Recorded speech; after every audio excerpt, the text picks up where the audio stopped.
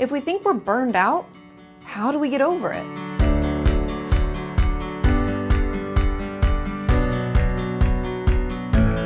If you haven't watched my first video in this series, make sure you check it out because I talk about what burnout is and some warning signs to look out for. But today we're going to talk about how to fully recover from it. Something that I've always found interesting is the human brain can only stay focused for 30 to 45 minutes. I want you to hear that. 30 to 45 minutes. And then we're supposed to take a 10 to 15 minute break. That's why when you sit down to say, I'm gonna get all this stuff done, I'm gonna answer all those emails, I'm gonna plan and prepare and write out all those scripts and videos, there's a reason why we can't get it all done in one big go. Our brain just can't focus that long. It needs a break.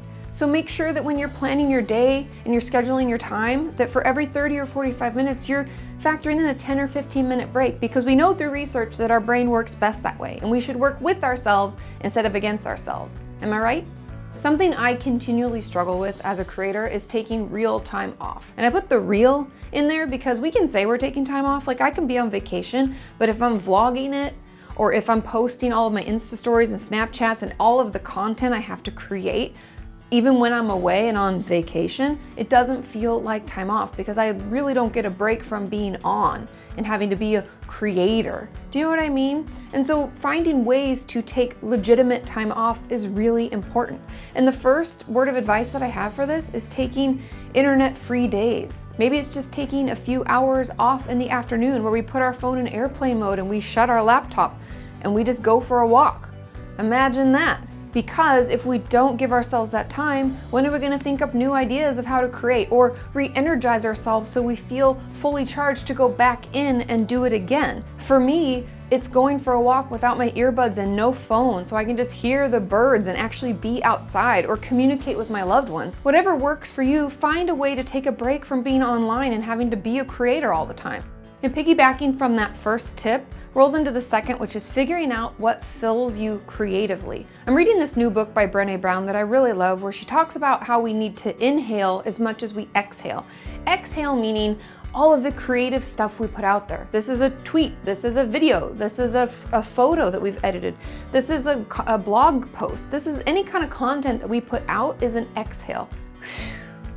And in order to keep exhaling, we have to inhale. And those inhales can be anything that makes you feel good, that fulfills you creatively. It could be coloring, this could be re-engaging with friends and family. It could be any number of things that you feel helps you inhale, helps you feel fulfilled so that you can go back out and create again.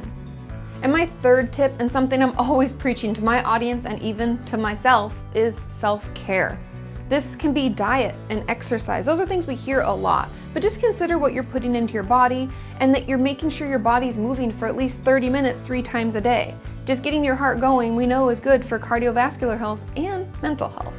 And also making sure you're seeing your doctors regularly. Have you seen your dentist? Have you seen your regular doctor for a physical? Have you seen a dermatologist because you live in California and you wonder what that spot is? But it's important that we take care of ourselves overall, because when we're spending time putting back in, again, it's back to that inhale, right? If we're taking care of ourselves, spending time doing things that make us feel better, we're sleeping well, we're eating well, we're exercising regularly, and we're keeping up on all of our checkups and things that we need to do physical health-wise, we will feel our best. And my final tip is know your limits. Notice when you start to feel a little burnt out. Maybe you get really angry at the fact that you have to film a video. Maybe you're frustrated because someone made a mean comment. Start paying attention. Maybe you're feeling really tired. What are those signs and symptoms that you experience most? And then notice when you're starting to feel them. Do you want to know how to stop burnout from continuing to happen to you over and over again? Make sure you check out our next episode and subscribe to this channel and turn your notifications on. And I will see you then. Bye.